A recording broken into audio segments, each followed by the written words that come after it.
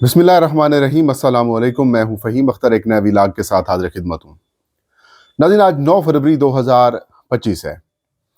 पाकिस्तान के सियासी मंजरनामे के ऊपर पाकिस्तान तहरीक इंसाफ का सबाबी का जलसा भी ज़ेर बहस है।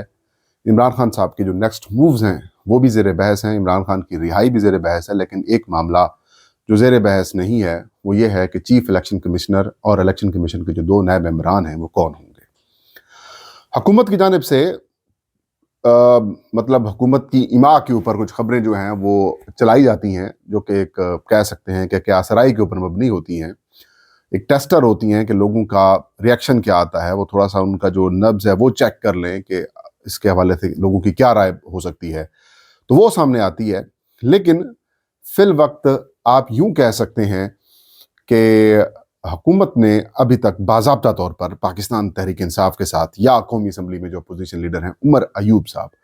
उनके साथ मशावरत का अमल शुरू नहीं किया। सवाल एक ये पैदा हो रहा है इस वक्त इस्लामाबाद, रावलपिंडी और लाहौर के ताकतवर हलकों के अंदर ये गुफ्तगू ज़ेर बहस है कि क्या सिकंदर सुल्तान राजा दोबारा चीफ इलेक्शन कमिश्नर बन सकते हैं, क्या नहीं बन सकते। कानूनी सवाल एक उठा हुआ है और पाकिस्तान तहरीक इंसाफ की जो लीडरशिप है वो क्यों गफलत का शिकार है, या फिर यूँ कहें कि जो ख्वाब खरगोश है वो क्यों हुई हुई है। इसके ऊपर गुफ्तगू आज करेंगे। इस वक्त पाकिस्तान में अपोजिशन की जो सियासी जमातें हैं, तमाम अपोजिशन की सियासी जमातें, पीर पगाड़ा साहब की जो जमात है उन्होंने तो सबसे पहले 10 फरवरी को या 9 या 10 फरवरी को उन्होंने सिंध में एक बहुत बड़ा एहतजाज किया था। उन्होंने उस एहतजाज से खिताब किया था और इमरान खान के हक में भी गुफ्तगू की थी और इन इंतखाबात को उन्होंने यकसर मुस्तरद कर दिया था। लिहाजा वो भी नए इंतखाबात की बात कर रहे हैं। जमात उलमा इस्लाम, पाकिस्तान तहरीक इंसाफ, अवाम पाकिस्तान पार्टी, पख्तूनख्वा मिली अवामी पार्टी, नेशनल पार्टी, इसके अलावा MWM के राजा नासिर अब्बास साहब हैं, वो समेत जितनी भी बाकी सियासी जमातें हैं और तो और जो जमात इस्लामी है वो भी इस बात के ऊपर उसका यूं कह सकते हैं कि मौक़िफ़ है कि जो इंतखाबात हुए हैं वो साफ शफाफ और मुनसफाना नहीं हुए। लिहाजा नए इंतखाबात वक्त की ज़रूरत है। अब जब नए इंतखाबात की डिमांड्स की जा रही हैं या फिर डिमांड्स आ रही हैं, तो ऐसी सूरत हाल में क्या ये जो मौजूदा इलेक्शन कमीशन है, सिकंदर सुल्तान राजा साहब जिसके सरबराह हैं, उसके अलावा इलेक्शन कमीशन के जो बाकी मेंबरान हैं, क्या इनके होते हुए पाकिस्तान में जो नए इंतखाबात होंगे क्या वो साफ शफाफ और मुनसफाना होंगे, और क्या इनके होते हुए जो इंतखाबात होंगे क्या उनको सियासी जमातें तस्लीम कर लेंगी। ये एक बड़ा सवालिया निशान है, क्योंकि फौरी तौर पर नए इंतखाबात की अगर बात की जा रही है तो ऐसी सूरत हाल में एक चीज़ जहन में रखिए कि जब तक नया इलेक्शन कमीशन नहीं होगा उन नए इंतखाबात का कोई फ़ायदा भी नहीं होना।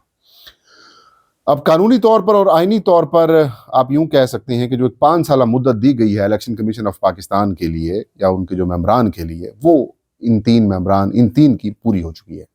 मेरी मुराद Sikandar Sultan Raja chief election commissioner, मेरी मुराद मेंबर सिंध निसार दुरानी, मेंबर बलूचिस्तान शाह मोहम्मद जतोई, ये तीनों अपनी 5 साला मुद्दत जो है वो मुकम्मल कर चुके हैं। अब वो मुद्दत ख़त्म हो चुकी है, अब ग्रेस पीरियड चल रहा है। अब ग्रेस पीरियड ये है कि 26वीं आईनी तरमीम जो की गई है उसके तहत जब तक नए इलेक्शन कमीशन के मेंबरान और चीफ इलेक्शन कमिश्नर नहीं आते तब तक मौजूदा मेंबरान काम करते रहेंगे। और एक प्लान ये भी है कि क्योंकि इत्तफाक राय ये कहा जा रहा है कि नहीं होगा, लिहाजा इन्हीं को ही कंटिन्यू करवाना है कुछ अरसे के लिए, चाहे वो 6 महीने हो या साल हो।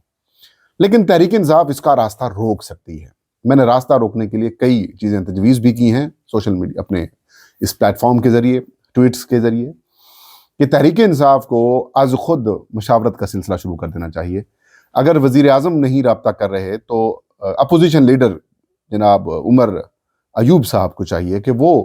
वजारत पार्लिमानी अमूर को ख़त लिखें, वो प्रेस कॉन्फ्रेंसेस करें रोज़ाना की बुनियाद के ऊपर,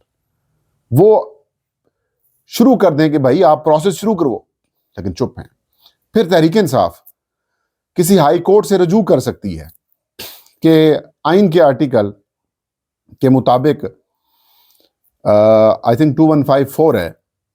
اس کے تحت 45 دن مینشن کیے گئے ہیں کہ یہ پروسیس مکمل ہونا چاہیے. تو پروسیس تو شروع کیا جائے. ہو سکتا ہے حکومت کی جانب سے کوئی اچھا نام آ جائے جس کے اوپر لوگوں کا اعتماد پیدا ہو جائے. ہو سکتا ہے اپوزیشن میں سے اچھا نام آ جائے جس میں سے حکومت کے لوگ مان جائیں. یا اگر نہیں بھی ہوگا تو بھی کسی نہ کسی طریقے سے ایک کنسلٹیشن پروسیس جب شروع ہو جائے گا تو ایٹ لیسٹ یہ چیز سمجھ میں آ جائے گی کہ اب نیا الیکشن کمیشن بننے جا رہا ہے. لیکن خاموشی ہے. اب حکومتی حلقوں کی جانب سے کچھ ایسی باتیں شروع کرا دی جاتی ہیں, کچھ ایسی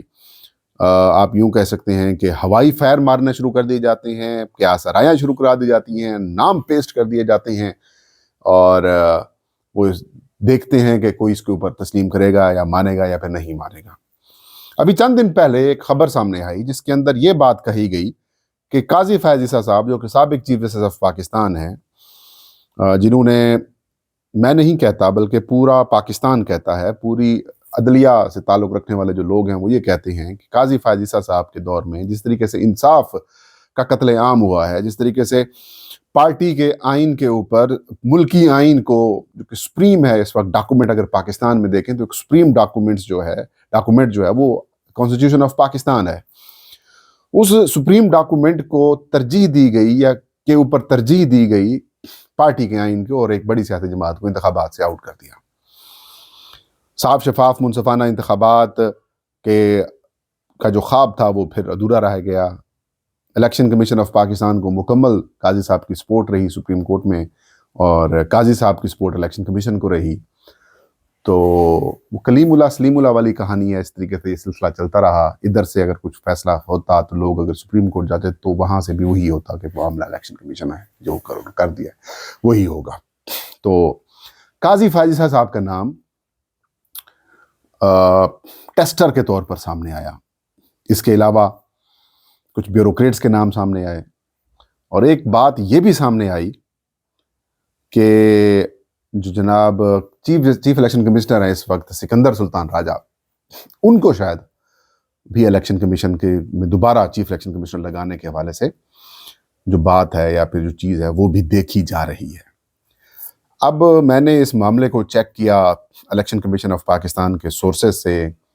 کہ کیا سکندر سلطان راجہ صاحب اہل ہیں. تو جو طریقہ کار ہے, اور اس کے تحت طریقہ کار یہ ہے کہ جو چیف الیکشن کمشنر کے لیے پوسٹ کے لیے امیدوار ہوگا یا جس کو لگایا جائے گا وہ کم از کم 68 سال کا ہو. وہ بیوروکریٹ بھی ہو سکتا ہے ریٹائرڈ, وہ ٹیکنوکریٹ بھی ہو سکتا ہے. ٹیکنوکریٹ میں آپ کو پتا ہے کہ اس کی 20 سال کی کسی نہ کسی معاملے کے اندر خدمات ہوں, سروسز ہوں یا اچیومنٹس ہوں, وہ ٹیکنوکریٹ ہے. پھر سپریم کورٹ آف پاکستان کے جو جج ہیں ریٹائرڈ جج, وہ بھی اگر 68 سال سے کم ہیں تو وہ بھی اس پوسٹ پہ آنے کے لیے اہل ہیں. اب سکندر سلطان راجہ صاحب کا میں نے چیک کیا تو سکندر سلطان راجہ صاحب جو ہیں وہ اس وقت تقریباً 66 سال کے قریب ہیں, 65 سے 66 سال کے درمیان میں. آئی تھنک دسمبر کی کچھ تاریخ ہے, دسمبر 2025 میں وہ 65-66 سال کے ہو جائیں گے. اور یہ اس بات کی کوالیفیکیشن ہے ان کی کہ وہ ایج کرائیٹیریا کے اوپر جو ہیں وہ 65 سال کے 68 سال سے نیچے ہیں, لہذا وہ چیف الیکشن کمشنر کے عہدے کے لیے آ سکتے ہیں. وہ خود بیوروکریٹ ریٹائر ہیں, فیڈرل سیکرٹری ریٹائر ہیں, اس لیے جب ان کی عمر 61 یا 60 سال سے اوپر 61 سال تھی تب ان کو عمران خان صاحب جو وزیر اعظم تھے تب ان کے دور میں اپوزیشن اور حکومت کی اتفاق رائے سے چیف الیکشن کمشنر لگایا گیا تھا, اور جو کچھ انہوں نے کیا وہ آپ کے سب کے سامنے ہے. اگر اس وقت آپ دیکھیں جو پورے پاکستان میں جو ڈسگریسفل پرسنالٹی کا اگر خطاب کسی کو ملنا چاہیے تو وہ اس سارے پروسیس میں کوالیفائی بھی کرتے ہیں. اور تحریک انصاف مسلسل یہ ڈیمانڈ کر چکی ہے کہ سکندر سلطان راجہ اور الیکشن کمیشن کے ممبران نے آئین کے آرٹیکل 6 کے تحت انہوں نے آئین پاکستان سے غداری کی ہے, صاف شفاف منصفانہ انتخابات نہیں کروائے, جو انتخابی نتائج آئے تھے ان میں رد و بدل کیا, جو امانت ان کو ملی تھی اس کے اندر انہوں نے خیانت کی ہے, اور پتن کی جو رپورٹس ہیں وہ بھی ہم سب کے سامنے ہیں. لہذا یہ ان کے خلاف آرٹیکل 6 کی کارروائی ہونی چاہیے. تو اب سکندر سلطان راجہ کی راہ میں جو سب سے بڑی رکاوٹ جسے میں سمجھتا ہوں وہ یہ ہے کہ آئین کے آرٹیکل 2162 کی جو کلاز ہے وہ یہ کہتی ہے کہ اگر ایک دفعہ یا چیف الیکشن کمشنر یا الیکشن کمیشن کا ممبران اپنی مقررہ مدت پوری کر جاتا ہے، مقررہ مدت ختم ہونے کے بعد دوبارہ کے بعد جب وہ مکمل کرتے ہیں تو اس کے بعد 2 سال تک وہ کسی پروفیٹیبل عہدے کے اوپر نہیں آ سکتے، یا وہ 2 سال کوئی پروفیٹیبل عہدہ نہیں رکھ سکتے۔ اب اس کے تحت تو 2 سال کا گیپ سکندر سلطان راجہ کو چاہیے۔ اب 2 سال کا گیپ اگر پورا نہیں ہوتا تو دوسرا معاملہ ہے کہ کیا دوبارہ آ سکتے ہیں۔ دوبارہ آنے کے اوپر جو ہے وہ آئین پاکستان جو ہے وہ خاموش ہے، اور جب یہاں پر یہ آپ یوں کہہ سکتے ہیں کہ تھوڑا سا ایشو پیدا ہو جائے گا تو پھر معاملہ سپریم کورٹ میں جائے گا، آئین کی تشریح کا معاملہ ہوگا، آئینی بینچ میں معاملہ جائے گا، آئینی بینچ میں آپ کے اپنے لوگ بیٹھے ہیں، تو یہ ایک راستہ نکالنے کی کوشش کی جا رہی ہے سکندر سلطان راجہ کے لیے۔ اب دیکھتے ہیں کہ اس کے اوپر کیا ہوتا ہے، لیکن تحریک انصاف کو یہ چاہیے، آپ کو برا لگے یا اچھا لگے، جو فیکٹ ہے وہ یہ ہے کہ مولانا فضل الرحمان کی جماعت کا جو ایک ووٹ ہوگا اس پارلیمانی کمیٹی میں، جو پروسیس ہے کہ 12 رکنی کمیٹی ہوگی جس میں 6 اپوزیشن اور 6 حکومت کے لوگ شامل ہوں گے، اس میں جو جمعیت علماء اسلام کا جو ایک ووٹ ہوگا، ایک رکن کا جو اہمیت ہے وہ بڑی زیادہ ہے۔ اگر تو پی ٹی آئی اور جے یو آئی ایک پیج کے اوپر رہتے ہیں اور اپوزیشن کے بڑے لوگوں کو شامل اس میں کر دیا جاتا ہے، تو پھر مولانا فضل الرحمان کوئی گیم لگا کر اپوزیشن کا کوئی بندہ سامنے لے کے آ جائیں گے، وہ واضح بھی کر چکے ہیں مولانا فضل الرحمان کے ایسا شخص آنا چاہیے جو ایٹ لیسٹ اسٹیبلشمنٹ کا جو دباؤ ہے وہ برداشت کر سکے اور قانون اور آئین کے مطابق فیصلہ کرے۔ اس طریقے سے نہیں ہونا چاہیے۔ اب اگر ایشوز پیدا ہوتے ہیں تو بڑا ایک سینسٹیو قسم کا معاملہ چلا ہوا ہے، اور حکومت کبھی بھی نہیں چاہے گی کہ سکندر سلطان راجہ جیسا شخص جو ہے وہ اس وقت الیکشن کمیشن کے عہدے سے چلا جائے، چیف الیکشن کمیشن کے عہدے سے، اور کوئی اور آ جائے اور ان کی ساری بنی بنائی جو گیم ہے وہ ختم کر دے۔ تو کوشش یہی کی جا رہی ہے کہ اس معاملے کو لٹکایا جائے، اس کو تاخیر کا شکار کیا جائے، اور جتنی یہ تاخیر کریں گے اتنا ان کی حکومت کی چیز فیور میں ہوگی۔ لیکن تحریک انصاف کو تھوڑا سا پرو ایکٹیو ہونا پڑے گا، خواب غفلت سے جاگنا پڑے گا۔ اطلاعات یہ ہیں کہ خان صاحب تک یہ بات پہنچائی جا رہی ہے، ہو سکتا ہے کہ اپوزیشن کے ساتھ یا خان صاحب کے ساتھ مشاورت کے بعد تحریک انصاف کسی ہائی کورٹ سے رجوع کر لے اور 45 ڈیز کے اندر اس کی تعیناتی یا پھر اس کا پروسیس مکمل کرنے کے حوالے سے کوئی ڈائریکشن جاری کر دے۔ آپ کہیں گے عدالتوں کے فیصلے نہ ہوں، کوشش تو ہونی چاہیے، بات تو چیزوں کو تو زندہ رکھنا چاہیے۔ اب ایک ایشو ہے مہنگائی، میں کہتا ہوں کہ ایک مجال ہے جو کسی ٹی وی چینل یا اخبار کے اندر یا پھر کسی سیاسی جماعت کی جانب سے مہنگائی جیسے ایک اہم ترین ایشو کے اوپر کسی نے کوئی بات کی ہو۔ خان صاحب اگر باہر ہوتے تو خان صاحب مہنگائی کی بھی ضرور بات کرتے، اکانومی کی بھی ضرور بات کرتے، اور ایک ایسی بات نہیں ہے جو پاکستان تحریک انصاف کے کسی سینئر رہنما نے کی ہو یا چیئرمین پاکستان تحریک انصاف بیرسٹر گور نے کی ہو جس کے اوپر حکومت کو رد عمل دینا پڑا ہو۔ تحریک انصاف مسلسل رد عمل دیتی ہے، اس کا مطلب یہ ہے کہ تحریک انصاف اگریسو پالیسی نہیں کر رہی، حکومت کی جانب سے اٹیک ہوتا ہے پی ٹی آئی کے اوپر، اور پی ٹی آئی جوابی رد عمل دیتی ہے۔ میں آپ کو یہ بتا سکتا ہوں، دعوے کے ساتھ کہہ سکتا ہوں کہ شیخ وقاص اکرم کی کسی ایک سٹیٹمنٹ کے اوپر حکومت کا کوئی رد عمل نہیں آیا۔ البتہ شیخ وقاص اکرم سیکرٹری اطلاعات ہیں پاکستان تحریک انصاف کے، ان کے مسلسل رد عمل آتے ہیں حکومتی کسی اٹیک کے اوپر۔ تو باقی آپ خود اندازہ لگا لیں کہ چیزیں اگر ایشو زندہ رکھیں گے تو حکومت ڈیفینسو رہے گی، پریشان رہے گی، نہیں رکھیں گے تو یہی کہانی چلتی رہے گی کہ آپ کو زبردستی کے ایشوز بنانے پڑیں گے، ڈھونڈنے پڑیں گے، بات کرنی پڑے گی، اور پھر یہ چیز کچھ دن کے لیے اٹھائیں گے اور اس کے بعد معاملہ ختم ہو جائے گا۔ 26 نومبر کو ہی دیکھ لیں، 26 نومبر اس وقت اب کہاں ڈسکشن میں ہے، تحریک انصاف کے لوگ بھی نہیں بات کر رہے، ظلم تو یہی ہے۔